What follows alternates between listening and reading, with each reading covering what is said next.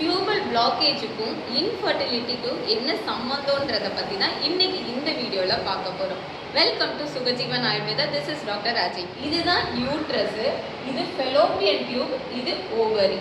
Every month ovulation time பீரியடில் மெச்சராகி ரப்சராக இருக்கிற ஓவம் ஃபிம்ப்ரியோ வழியோட்டி ஃபெலோப்பியன் டியூப்பில் வந்துடும்.